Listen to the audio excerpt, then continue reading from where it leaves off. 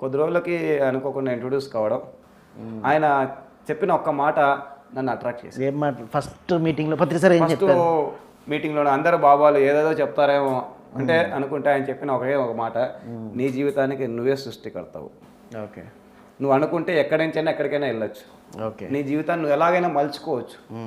మామూలుగా వేరే స్వామీజీలంతా నేను ఏదో చేస్తాను, నేను అది చేస్తాను, ఇది చేస్తాను అనేవాళ్ళు కాబట్టి నాకు ఇష్టం ఉండేది కాదు.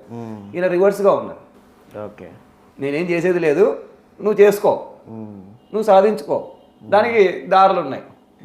ఆ విషయం నచ్చింది నాకు. Okay. You are the creator of your. Yes, you create your own reality. ఆడ వెళ్తే నేను ఆ తర్వాత చూసా, గోడల మీద అంతా రాసింది, ఎక్కడ చూసినా నీ జీవితాన్ని, నీ వాస్తవాన్ని నువ్వే సృష్టికర్తావు. నేనేదో చేసేది ఏం లేదు. నేను ఇంతకుముందు ఎందుకు నమ్మేవాడిని కాదు ఎవరిని, ఎక్కడ అంటే నేను విన్న వాళ్ళు ఎవరేం చెప్పారో నాకు పెద్దగా తెలియదు. బట్ నేను చూసిన వాళ్ళు ఎక్కడో వినడమే కానీ, ఎక్కడో దూరం నుంచి వినడమే కానీ, విన్న వాళ్ళు ఏదో చెప్తారు అంటే ఈ ప్రాక్టికల్గా ఉండదు, నమ్మించడమే కాన్సెప్ట్ అనుకునే పరిస్థితి. ఇక్కడ ఎవరో నమ్మమని చెప్పట్లే, నీ కోసం నువ్వు ప్రయత్నించి అపోదేపోబావ. ఓకే. అది అంటే నాకు ఆల్రెడీ ఉన్నది కూడా అది కాన్సెప్టే. ఓకే. నేను ఏదో సాధించాలనుకున్నా, నువ్వు సాధించవచ్చు అని చెప్తున్నాడు. ఇంక అంతకంటే ఏం కావాలి? రైట్. సో అట్లా అట్రాక్ట్ కావడం చాలా హ్యాపీగా అనిపించింది ఆ విషయాలన్నీ వింటే. ఇదేదో పద్ధతి బాగుంది.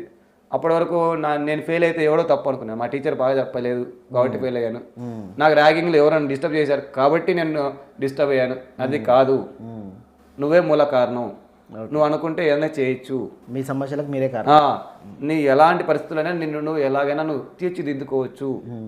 ఈ కాన్సెప్ట్ నచ్చింది నాకు సార్ దగ్గర. ఓకే. ఇలాగే కూర్చునే వాళ్ళం. అప్పుడు క్లాస్ అనేది కూడా ఏం లేదు, అలా కూర్చుంటే ఏదో చెప్పేవాడు, సజ్జన సాంగత్యం. ఏ ఇయర్ అనేది? 95 ఆ ప్రాంతం. 95. అప్పుడు ఎంతమంది వచ్చేవాళ్ళు కర్నూలు పిరమిడ్ మెడిటేషన్కి? అప్పుడు నేను రెడీ వెళ్తే 5-6 మంది, మ్యాక్సిమం 10 మంది ఉండేవాళ్ళం. అంతే. అంతా కూడా పెద్ద ఏజ్ వాళ్ళు కూడా ఉండేవాళ్ళు కాదు, అంత ఒక 5-6, న్యూటన్, డాక్టర్ న్యూటన్ గారు, యుగంధర్ గారు, హరికుమారు, ఇట్లా చాలా మంది పిల్లలు అంతా ఉండేవాళ్ళు. తెలిసిన వాళ్ళలో చాలా మంది ఉన్నారు. శివశంకర్ రెడ్డి, మధు, రమణ అనే పిల్లలంతా బ్యాచ్ ఉండేది, యూత్ బ్యాచ్. ఓకే.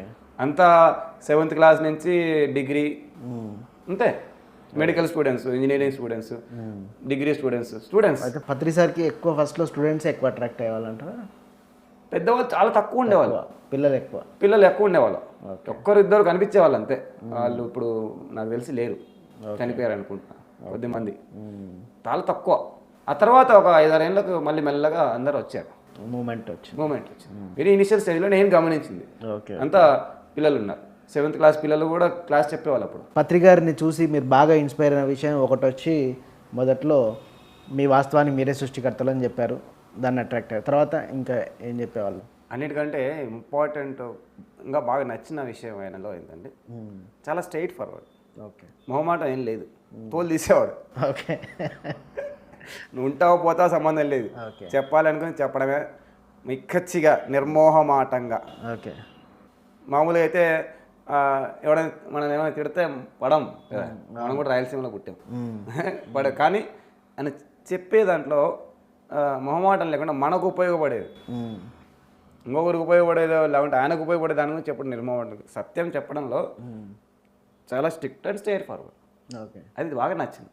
కొట్టేవాడు చిన్న తేడా, 800 సార్లు కొట్టించుకున్నాను. మిమ్మల్ని ఏం చేస్తే కొట్టి? ఎగ్జాంపుల్, ఒకసారి ప్రోగ్రామ్ జరుగుతుంది అక్కడ, సారు చైర్స్ అన్నీ ఉన్నాయి, నా బాధ్యత, నేను అంతే పాత వాడిని, కొత్త వాళ్ళు వచ్చారు పాపం, ఆ చైర్స్ జాగ్రత్తగా సర్ది పెట్టాలి కదా, అది నా బాధ్యత, కనీస బాధ్యత. కానీ నేను అలా చూసుకోకుండా నేను కూడా ఒక మామూలు మనిషిలా అలా పక్కన కూర్చొని ఎంజాయ్ చేస్తాను. కనీస బాధ్యత లేదా? కొత్త వాళ్ళు వచ్చారు, నేను వచ్చినప్పుడు అలా వాళ్ళు సర్వ్ చేస్తారు, కొట్టేశాడు. చైర్లు సర్దట్లేదని కొట్టాడు. సరే నీ బాధ్యత లేదా భయ్? చెప్పాలి నా బాధ్యత తీసుకోవడానికి. ఎవరు చెప్పే అవసరం లేదు, నేను ఖాళీగా ఉన్నాను, అక్కడ పని ఉంది, కొత్త వాళ్ళు వస్తున్నారు, అది కనీస బాధ్యత. అంటే కనీస బాధ్యత అనేది ఉండాలి కదా. పెద్ద మనిషి వచ్చాడు ఒకసారి, మనకు తెలీదు, కాళ్ళ మీద కాళ్ళు వేసుకుని కూర్చున్నాం అంటే లేవడం అనేది కనీస విఘ్నత, రెస్పెక్ట్, కనీస విఘ్నత. ఒక పెద్ద మనిషి వచ్చాడు పాపం, నిలబడుకోలేడు, నేను కూర్చొని ఉన్నా, చేరి ఇవ్వాలి, అది ఎవరు చెప్పే అవసరం లేదు, అది కూడా తెలీదు. చిన్న చిన్న విషయాలు, పెద్ద విషయాల గురించి ఆయన ఎప్పుడు తిట్టేవాడు కాదు, చిన్న విషయాలే. పెద్ద జ్ఞానాలు ఎవరు పాటించడం అనేది అప్పుడే జరగదు. కానీ చిన్న చిన్నవి చేయగలిగేవి కూడా చేయకుండా ఉంటాం కదా, అలాంటి విషయాలు బాగా సీరియస్గా ఉంటారు. ఓకే. చిన్న విషయాలే మనం చేయగలుగుతాం, సోమరితనం వల్లనో ఈ అజ్ఞానం వల్లనో అవేర్నెస్ లేకపోవడం వల్లనో చేయం. ఆ విషయాల్లో బాగా కొట్టడం తిట్టడం జరిగేది. ముఖ్యంగా ఏదైనా ప్రింటింగ్ వర్క్స్లో ఏదైనా అక్షర దోషాలు ఉంటే ప్యాంప్లెట్స్ అవన్నీ ప్రింట్ చేసేవాళ్ళం కదా వర్క్ చేసేటప్పుడు, బాగా తన్నించుకునే రోజులు చాలా ఉన్నాయి. కొట్టించుకొని మరి ఎందుకు వెళ్ళేవాళ్ళు మరి? ఇప్పుడు ఎలా ఉంటుందంటే ఒక ఫాదర్ సంబంధం ఏర్పడింది అక్కడ. ఓకే. ఒక ఫాదర్ ఎందుకు కొడతాడు? పిల్లల్ని మంచి కోసమే అనేది ఇక్కడ లోపల ఇన్స్టాల్ అయిపోతే ఇంకా తిట్టినా కొట్టినా బంధంలో మార్పులు ఏమి ఉండవు. మన ఫాదర్ తిట్టాడని ఇంటికి పోకుండా ఉంటామేంటి? పోకుండా ఉన్నామంటే మనలో ఎక్కడో ప్రాబ్లం ఉన్నట్టు. ఫాదర్ దగ్గరికి వెళ్ళమేంటి? ఇది కూడా అంతే. మనకు ఆ విషయం అర్థమైతే ప్రాబ్లం ఉండదు. అలా కాకుండా ఈగో ప్రాబ్లం ఉంటుంది ఇక్కడ. నేను చాలా గొప్పవాడిని, ఆయన నన్ను అంటాడా, అలాంటి ఈగో ప్రాబ్లమ్స్ ఉంటే ఎవరు పోలేరు. ఒకటే రోజు మొదటి రోజులే వెళ్ళిపోతారు, రెండో రోజు సమస్య కూడా ఉండదు. మొదటి రోజు సీరియస్ అయినప్పుడే ఇంకా అక్కడి నుంచి అటే వెళ్ళిపోతారు. ఓకే. ఆయన ఎందుకు అంటున్నాడు, ఏమైనా తిట్టేది ఎందుకు, కొట్టేది ఎందుకు అని అర్థమైతే అది మన మంచి కోసమే, మన జన్మలో ఇంకా 100 సంవత్సరాలు అయినా సరే మన అభివృద్ధి కోసమే అనేది ఒక క్లారిటీ ఉంటే, ఆ అర్థమైతే కనీస విఘ్నత ఉంటే ఎవరు పోరు. అట్లా ఎవరు పోలేదు కూడా. నాకు తెలిసి తట్టించుకున్న వాళ్ళు కొట్టించుకున్న లక్షల మంది ఉన్నారు, వేల మంది ఉన్నారు, ఎవరు పోలేదు. రైట్. అండ్ మీరు ఫస్ట్ ఇనీషియల్గా మెడిటేషన్లోకి వచ్చింది చదువు బాగా వస్తుంది మెడిటేషన్ చేస్తే అన్న కాన్సెప్ట్తో వచ్చారు. వచ్చిన తర్వాత మెడిటేషన్ చేస్తున్నా. మెడిటేషన్ మీద సీరియస్నెస్ ఎప్పుడు వచ్చింది? మెడిటేషన్ మీద సీరియస్నెస్ చెప్పాను కదా, అసలు అంతకుముందు ఆధ్యాత్మికత అంటే నేను ఏదో అనుకునేవాడిని. ఇప్పుడు ఆధ్యాత్మికత అంటే పత్రిసార్ దగ్గర నేర్చుకున్న విషయం ఏంటంటే ఇది జీవిత శాస్త్రము. ఓకే. జీవితంలో అద్భుతంగా మనల్ని మనం తీర్చిదిద్దుకునే ఒక సైన్స్ అని ఒక క్లారిటీ వచ్చింది. ఎప్పుడైతే ఆ క్లారిటీ వచ్చిందో అప్పుడు ఓకే, మొత్తం మెడిటేషన్ చేయడమే కాకుండా సార్ చెప్పిన విధంగా కొన్ని బుక్స్ చదివి మనల్ని మనం తీర్చిదిద్దుకోవడానికి ప్రాక్టికల్గా ప్రయత్నం చేయొచ్చు. ఆ ఇంట్రెస్ట్ వచ్చిన తర్వాత కొన్ని పుస్తకాలు చదవడం మొదలుపెట్టాను. సార్ సజెస్ట్ చేసిన ఓషో, రజనీష్ ఇవన్నీ కూడా. సో ఆ పుస్తకాలు చదువుతూ ఉన్న కొద్దీ మరింత ఇంట్రెస్ట్ వచ్చింది మెడిటేషన్ మీద. రైట్. అందరూ కొంత అనుభవాలు కూడా ఉంటారు కదా, చుట్టుముట్టు వాళ్ళ అనుభవాలు విని ఓహో వాళ్ళు మారారు, మనం ఎందుకు మారకూడదు, వాళ్ళు సాధించారు, మనం ఎందుకు సాధించకూడదు. ఇప్పుడు ఇంజనీర్ కావాలనుకున్నా, ఎందుకు కావాలనుకున్నా, ఎవరు అయ్యారు, బాగున్నారు కాబట్టి మా నాన్న అనుకున్నాడు. బాగుంటే ఎవరైనా ఒక లైవ్ ఎగ్జాంపుల్ తీసుకొని చూసి అదే విధంగా దారిలో వెళ్ళడానికి ట్రై చేస్తారు. అలాగే మన ఎదురుగా ఎంతోమంది మారుతూ ఉన్నారు, వాళ్ళు సాధిస్తున్నారు, మనకు కూడా ఇంట్రెస్ట్ వచ్చింది. దాని గురించి బుక్స్ చదువుతున్నాం. పత్రిసార్ ఉన్నాడు చెప్పడానికి. అంటే ఇది జీవిత శాస్త్రం అనే క్లారిటీ వచ్చిన తర్వాత, ఆధ్యాత్మిక శాస్త్రం అన్నది జీవిత శాస్త్రం. ఎస్, ఇది జీవితాన్ని వదిలేసే శాస్త్రం కాదు, జీవితాన్ని అద్భుతంగా జీవించే శాస్త్రం. ఆ క్లారిటీ ఎప్పుడైతే వచ్చిందో, ఎస్, ఇంజనీరింగ్ అనేది అన్ని వదిలేసే శాస్త్రం కాదు. ఇంజనీర్ అనేది ఈ వరల్డ్ని, ప్రపంచాన్ని ఇంకా బాగా చేసే శాస్త్రం. అవునా కదా, ఒక టెక్నాలజీ, ఇది ఒక టెక్నాలజీ. ఆ క్లారిటీ ఎప్పుడైతే వస్తుందో మనం వదలం దీన్ని. ఉపయోగపడుతున్నదాన్ని ఎవరు వదులుతారు? కారును వదులుతున్నారా? ఉపయోగపడుతుంది కాబట్టి వదలరు. షర్టును వదులుతున్నారా? వదలరు. ఉపయోగపడుతుంది. ఉపయోగపడేది ఏది కూడా ఎవరు వదలరు. నాకు కూడా ఉపయోగపడుతుంది, ఇది నా జీవితానికి, ఈ నాతో పాటుగా ప్రపంచానికి కూడా ఉపయోగపడుతుంది ఒక క్లారిటీ ఇక్కడ వచ్చింది. కళ్ళతో చూడడం, అనుభవం, కొంత ధ్యానం చేయడం వల్ల, రెండోది ఇంకొకరిని చూడడం, పుస్తకాలు చదవడం వల్ల, నేర్చుకొని చదవడం. మీరు తెలుగు మీడియం? నేను తెలుగు మీడియమే, అయినా అప్పుడు తెలుగు బుక్స్ లేవు కాబట్టి, వేరే దారి లేదు కాబట్టి సార్ స్ట్రిక్ట్గా చెప్పాడు, ఇంగ్లీష్ చదివి తీరాల్సిందే, ఈ రోజు నువ్వు ఇంగ్లీష్ పుస్తకాలు చదివితేనే రేపు డెవలప్మెంట్ ఉంటుంది అని చెప్పి స్ట్రిక్ట్గా ఇంగ్లీష్ పుస్తకాలు తీసుకొని వచ్చి చదివేవాడిని. అలవాటు అయింది. మొదట్లో ఇబ్బందికరంగా ఉండేది. ఒక పుస్తకం చదవడానికి 3 నెలలు పట్టింది. వేదాంత ది అల్టిమేట్ ట్రూత్ అనేది ఉంది, ఏదో పేరు గుర్తులేదు. సో ఆ పుస్తకం ఇలా పెట్టుకున్నాను, 3 నెలలు 4 నెలలు పట్టింది. ఓకే.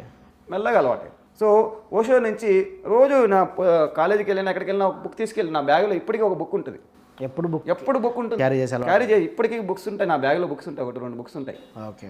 ఆయన అలవాటు చేశారు అట్లా భత్రి గారు. ఆ తర్వాత ఓషో తర్వాత ఎన్నో పుస్తకాలు పత్రిసార్ ద్వారా. ఓషో తర్వాత ఇంకా ఎవరు ఇన్ఫ్లుయెన్స్ చేశారు? బాగా ఇన్ఫ్లుయెన్స్ చేసిన పుస్తకాలలో రామ్తా బుక్. ఓకే. ఒకరోజు అనుకోకుండా Ramtha, Seth, Deepak Chopra, Wayne Dyer, Eckhart Tolle, Neale Donald, ఇట్లా చాలామంది ఆథర్స్ ఉన్నారు. నాకు ఇమ్మీడియట్గా అంటే ఓషో పుస్తకాల తర్వాత ఇమ్మీడియట్గా ఒకరోజు పత్రిసారే చెప్పారు. ఓకే. ఏం చెప్పారంటే, ఒకసారి అనుకోకుండా కలిసాను సార్, కలిస్తే ఏం చేస్తున్నాను, ఇట్లా ఓషో బుక్స్ చదువుతున్నాను సార్. అంటే ఇప్పటికి ఎన్ని చదివి ఉంటాను, ఒక 500-600 పుస్తకాలు చదివి ఉంటాను సార్. ఆల్మోస్ట్ అన్ని పుస్తకాలు చదివేశాను మ్యాక్సిమం. మరి ఇప్పుడు ఏంటి అని ఏమో సార్ అని ఒక విషయం చెప్తా వింటావా అన్నాడు. కొన్ని వందల పుస్తకాలు ఓషో నేను చదవడం ఒక ఎత్తు అయితే సేత్ బుక్ ఒక్కటి చదవడం ఒక ఎత్తు. చదువు అని ఆయన దగ్గర ఉన్న నేచర్ ఆఫ్ పర్సనల్ రియాలిటీ అనే బుక్ నా చేతిలో పెట్టాడు. ఓకే, అది జిరాక్స్ కాపీ, అప్పుడు ప్రింటింగ్లో లేదు. Nature of personal reality Seth. So ఈ ఒక్క బుక్ చదువు, ఆ తర్వాత లైఫ్ వేరే ఉంటుంది. అక్కడ నుంచి లైఫ్ మళ్ళీ టర్న్ అయిపోయింది. అప్పటి వరకు ఓషో రేంజెస్ ద్వారా నేనేం నేర్చుకున్నాను, సెలబ్రేటింగ్ అవర్ సెల్ఫ్స్ అనేది నేర్చుకున్నాను. అంటే మనం ఉన్నది ఉన్నట్టుగా హ్యాపీగా ఎలా ఉండగలడం, ఆనందంగా కాన్ఫిడెంట్గా ఆత్మవిశ్వాసంతో ఎలా ఉండొచ్చు అనేది నేర్చుకున్నాను. అక్కడ నుంచి మొదటి కాన్సెప్ట్ ఉందా, you create your own reality, అది మొదలైంది life turning point. Okay, so అక్కడ నుంచి సేత్ బుక్స్ ఆ కైండ్ ఆఫ్ బుక్స్ చదవడం మొదలుపెట్టారు. ఓషో బుక్స్ అయిపోయినాయి. ఇంకా మళ్ళీ ఇప్పుడు ఓషో బుక్స్ పెద్దగా చదవలేదు, చాలా తక్కువ తర్వాత చదివింది. క్యాసెట్స్ వినడం, వీడియోస్ వినడం అంతా అప్పటికే అయిపోయింది. Right. So nature of personal reality తర్వాత నెక్స్ట్ రామ్తా, అదే టైప్ ఆఫ్ బుక్. ఆ తర్వాత కన్వర్జేషన్స్ విత్ గాడ్ అని నీలీ డొనాల్డ్ వాల్స్ వారు అద్భుతమైన బుక్స్, 1, 2, 3 వాల్యూమ్స్, 3 వాల్యూమ్స్ అవి అన్నీ చదవడం. వాటి సిరీస్ చాలా బుక్స్ వచ్చాయి. ఆ తర్వాత పవర్ ఆఫ్ నౌ, అంటే ఈ క్షణం యొక్క విలువ ఏంటి. డబ్బులు ఇచ్చాలి మీకు పుస్తకాలకి డబ్బులు చాలా ఇబ్బందికరంగానే ఉండేది. ఓకే, ఒక చిన్న గమ్మత్తు విషయం ఏంటంటే మా నాన్న 250 రూపాయలు ఇచ్చేవాడు అప్పట్లో. Pocket money. ఇంజనీరింగ్ చదువుతున్నాను, మంచి ఏదో ఖర్చులు ఉంటాయని. ఆయనకి డబ్బులు లేకపోయినా నాకు ఇచ్చేవాడు. ఓకే, సో ఆ డబ్బుల్లో 50 రూపాయలు ఖర్చు పెట్టుకునేవాడిని. 200 రూపాయలు దాచిపెట్టుకొని 2-3 నెలలకు ఒకసారి హైదరాబాద్కి వచ్చేవాడిని. ఓకే, ఒక ప్యాసింజర్ ట్రైన్ ఎక్కి, ఎందుకంటే డబ్బులు తక్కువ కదా, బస్ ఎక్కితే ఎక్కువ, అందుకని ప్యాసింజర్ ట్రైన్ ఎక్కేవాడిని. 5-6 గంటలు ప్రయాణం చేసి సాటర్డే సండే ఇక్కడ రోడ్డు మీద బుక్స్ పెట్టేవాళ్ళు కదా, హ్యాబిట్స్. ఆ కోటిలో అప్పుడు రోడ్ల మీద పేడుగా బుక్స్ షాపులు పెట్టి అలవాటు. సెకండ్ హ్యాండ్ బుక్స్ ఇప్పుడు కూడా పెడుతున్నారు. సో అలవాటు ఉండేది. సో ఆ డబ్బులు దాచిపెట్టుకొని బండి పెట్రోల్ కోసం నాకు ఇచ్చేవాడు మా నాన్న. సైకిల్లో వెళ్ళేవాడిని, ఎందుకంటే డబ్బులు ఖర్చు అవుతాయి కదా. సో స్కూటర్ అప్పుడప్పుడు అవసరమైనప్పుడు మాత్రమే వాడి సైకిల్లో వెళ్ళి ఆ డబ్బులు మిగిలించుకొని, ఎందుకంటే అడిగే పరిస్థితి లేదు ఇంట్లో అప్పటికే ఇబ్బందికరంగా ఉంది. మీకు అన్న తమ్ముళ్ళు 3 నాకు పెద్దలు ఉన్నారు, నేను లాస్ట్ వాడిని. 3 అన్నలు, మీకు 2 అన్నలు, 1 అక్క. 2 అన్నలు. సో అక్కడికే మా నాన్న పని అయిపోయింది. నన్ను చదివించడమే చాలా ఎక్కువ. అంతా అతికిపోయిన పరిస్థితిలో ఉన్నాడు. ఇంకా డబ్బులు అంటే అయ్యే పరిస్థితి లేదు, ఇంకా ఎవరినో అడిగే పరిస్థితి అంతకంటే లేదు. అప్పుడు అంతగా ఎవరు లేరు. సో ఆ పాకెట్ మనీ అడ్జస్ట్ చేసుకొని ఏదో విధంగా వచ్చి తిండి ఉన్నా లేకపోయినా ఆ పుస్తకాలతో ఇక్కడికి వచ్చి రోడ్ల మీద కొనుక్కొని వెళ్ళేవాడిని మొదట్లో. అట్లా ఢిల్లీకి వెళ్ళాను పుస్తకాలు కొనుక్కోవడానికి, ఒకసారి బాంబేకి వెళ్ళాను పుస్తకాలు కొనుక్కోవడానికి. అవును, బెంగళూరుకి వెళ్ళాను. అప్పుడు ఎక్కడ దొరికే కదా, ఎక్కడ ఇప్పుడులాగా ఆన్లైన్లో అవన్నీ లేవు. ఎత్తుకుంటా పుస్తకాల కోసం వెళ్ళాలి. ఢిల్లీకి వెళ్ళిన రోజు ఉంది ఒకసారి. అవునా? ట్రైన్ ఎక్కి దొరికేవి కాదు, అక్కడెక్కడో అయితే దొరుకుతాయి. అదే షాపు వాళ్ళైనా పెద్ద పెద్ద షాపులు అక్కడ ఉండేవి. వెళ్ళాను, బెంగళూరుకి వెళ్ళాను, బాంబేకి వెళ్ళాను.